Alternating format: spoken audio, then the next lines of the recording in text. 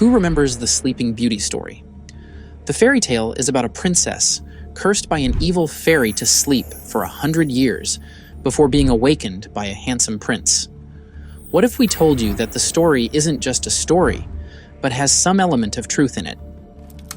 One thing that caught my attention in that story was how someone could remain still and beautiful, never aging, still looking young and asleep for years. It's not possible, which was why I, along with many other people, just thought it was nothing more than a story until I stumbled upon this mystery, and what I learned contradicts everything we've ever been taught. Many mysterious and important artifacts have been found in the coal mines of Tysul, which is located in Russia, but this discovery still remains the strangest and most controversial find of all.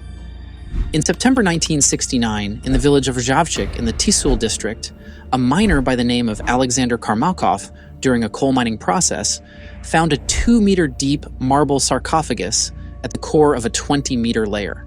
It was over 70 meters deep. The sarcophagus, or the stone coffin, was brought to the surface, and the remaining coal miners came to see what was found. They crowded the coffin and tried to open it. They thought they had found treasures because the engraving on the sarcophagus was intricately adorned. This meant that whoever was buried was an important person of their society, and most importantly, could be buried with treasures, as most civilizations back then tend to bury their dead with treasures.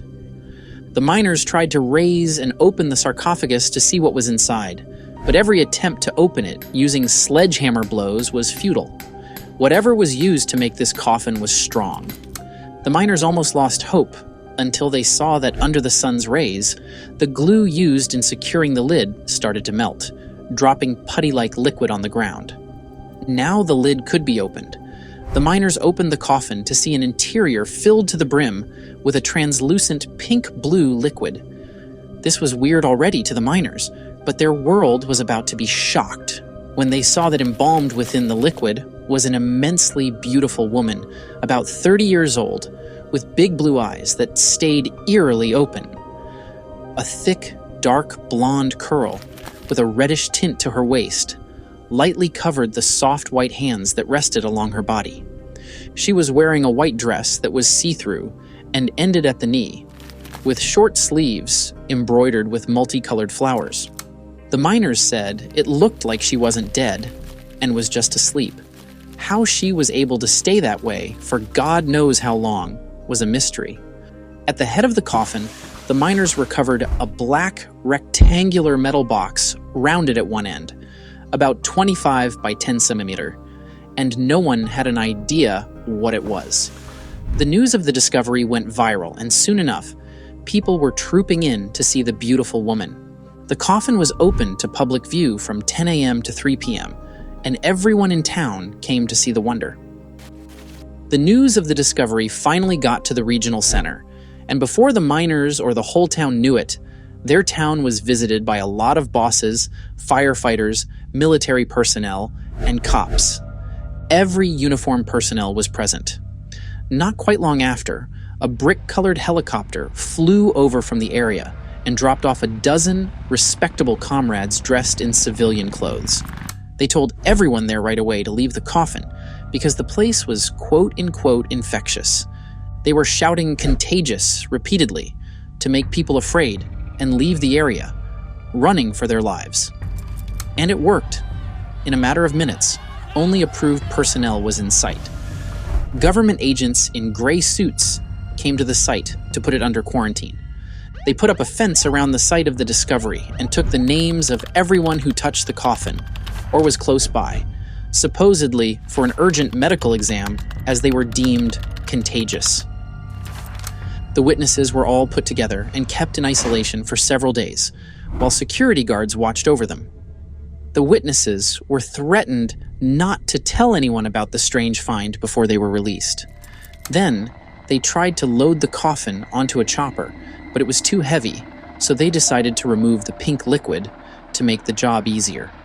As soon as the liquid was pumped out of the box, the body of the woman started turning black right in front of them. The eyes went black, and the body started decaying. They quickly stopped and poured back the liquid into the coffin, and the body started to regain its glow. After a minute, her cheeks started to blush again, and her whole body returned to how it looked. They had no choice but to carry the coffin like that, with its liquid to Novosibirsk. The putty pieces and dirt on the ground were put in plastic bags, and the witnesses were told to leave. A few days later, an elderly professor from Novosibirsk came to Rzhavchik and spoke at a village club about the early results of the various lab tests done on the Tisul princess. Honestly, I don't know why he did that, and this is probably why most critics who don't believe the story will always use this man as proof that the story is false. Why would the government keep all these secrets and then later send someone to go talk about what they found out? Doesn't make sense. Anyway, the professor said this old find would completely change how people think about history. What he was just doing was a preview, and that soon enough, the Soviet experts will share the results of their work, which will surprise everyone in the scientific community. Well, that they didn't do, so they probably lied to him. The professor says that the grave is at least 800 million years old. This is important because if what he says is true, that means Darwin's theory of man evolving from ape is wrong. Heck, that would mean there is no such thing as evolution, and that humans and every living thing living now is the same as every living thing that ever existed since the beginning of time. Just as most religions will tell you. This would mean that the woman was buried in the Carboniferous period of the Paleozoic era, meaning she was alive way before the dinosaurs ever existed. Already, this was a huge controversy in the scientific world. According to the professor, a genetic test done on her showed that the body had an 800% resemblance to a modern Russian man. The professor hypothesized that the original coffin of the woman's body was in a wooden crypt in the middle of a dense forest. Over time, the crypt was completely buried deep underground, collapsed, and was cut off from air for hundreds of millions of years, turning it into a monolithic coal seam. This revelation spurred people with questions and theories, trying to understand the enigma this woman was. At first, people thought she was from an alien race. Even now, some people still have that belief. And that is because the woman's corpse raised more questions than answers. For starters, the fabric used to make the princess dress the woman was wearing can't be explained by science. In fact, the technology for the production of such material has not yet been invented by mankind and is more than what we could ever make. The clothes themselves didn't decay. The pinkish liquid that she was immersed in can't be explained, or how it kept her body so fresh, despite her being dead for centuries. Only some of its constituent components have been identified, formed by the oldest varieties of onion and garlic. Some people even believe that what was found wasn't a woman's body, but a biorobot, which is like a copy of the real person who represented a powerful super civilization. They believe the robot was put in the tomb on purpose so that it could pass on a lot of information to future generations. And the metal box found at the head of her coffin could be how she communicates. Either way, it was very certain that this woman belonged to a higher level of culture than any that has been discovered so far, including our own. The find was declared subject to ongoing research, with forthcoming revelations promised to the public. But when have you ever known the government to share its findings with the public? Instead, within a week, the military surrounded Rzhavchik, buried the site of the discovery, and told everyone who saw what happened to forget about it. People who refused to give up and kept looking for the truth about the sleeping princess mysteriously died or had accidents. For instance, one of them went from case to case and even wrote a letter to the Central Committee. However, a year later, he conveniently died of heart failure. That was the official story. During the following year, one by one, all 6 pioneers who saw the coffin were killed in car accidents. This meant that the people who saw what happened were silenced forever. In journalism, your source matters. No one will take your story seriously if you don't have a credible source. and the government at that time made sure it was so. After 4 years, archaeological digs were done along the shores and islands of Lake Birchikul, close to where the first find was made, with military protection. The people who lived there didn't know anything about the excavation.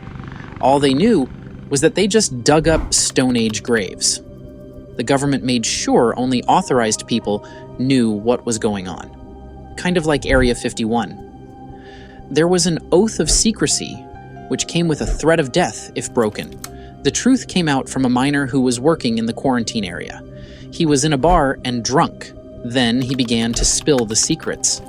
He spoke of how they had discovered 3 more sarcophagi, just like the first one, having the same content and everything. After a while, the government was satisfied with the excavation, and works on the islands and banks of Birchikul were completed. Hundreds of graves were covered with earth to make it look like nothing ever happened. The grave wasn't the only thing covered. The story too disappeared from memory, and slowly, with time, it began to look like the Teasel Princess discovery never happened. Most critics of this story have said everything that happened was just an exaggerated story, nothing more. They gave definitive proof and theories that made sense. Yes, there was a coal mine near the village of Rjavchik in the 1960s. It's also true that the people mentioned in the story worked in the mine. But that's where the similarities end. Just a coincidence. It's also not certain that the find is 800 million years old, because there are no other coal beds on Earth that are this old. The oldest deposits were made in the Devonian time and are no more than 350 million years ago. So, the hype of it being 800 million years old is false. Now, for the mysterious deaths and accidents that were recorded, they claim it was all false. Everyone died naturally. Tatiana Pavlovna Karnokova, who was married to the miner Karnokov and is named in the story, said that her husband did work in a quarry, but he died 5 years ago after being very sick for a long time, and not mysteriously. Lastly, in 1969, blasting couldn't happen at the coal mine because there was only an open pit there, and large-scale coal mining hadn't happened there for 30 years. As for the supposed genetics given by the professor, it's false because people didn't know much about genetics in 1969, so there was no expert statement as claimed. Again, this all makes sense and could be right, but here is why I don't quite believe them. I am hoping someone proves me wrong, and if you can, leave it in the comment section below. The Teasel Princess was not the only discovery of that nature. Similar discoveries were made in Dagestan in 1974, in the Kazakh SSR in 1976, and between the towns of Mirny and Vilyuisk in 1978. These are proofs that this was a normal occurrence in ancient civilizations. The famous case of this kind was found in China in 1971. Chinese archaeologists found the body of a noblewoman named Xin Jui in a tomb in Hunan province. She had been buried in 4 stacked sarcophagi, covered in thick layers of coal and clay for 2,000 years, and was still amazingly well preserved. Just like the Teasel Princess, her body was completely buried in a yellow preservative liquid. Again, just like the Teasel Princess, the embalming mixture quickly evaporated when the tomb was opened. After Xinjui's tomb was found, stories about bodies that could not be damaged, marble sarcophagi, and liquids that could not be frozen first started to spread. There is even another story like that, this time from a real Ukok princess who was found in Altai in 1993. This princess is said to have died during 500-400 BC as a young shaman, and when they found her, she still looked like she was alive, thanks to her body being trapped in ice. Everything was preserved. Of course, as soon as the ice started to melt, the princess turned darker, and her clothes started falling apart. Only the skillful actions of the archaeologists prevented the total loss of this exceptional find. All these meant that this was a normal occurrence or practice done for people of high status in ancient civilizations. But with the Tisul princess, it's been more than 55 years, and yet we are still no closer to the truth. Who was the Tisul princess? Did she really exist 350 million years ago, or 800 million years ago? Where is she from? And most importantly, what did the government find that they had to keep it away from the public?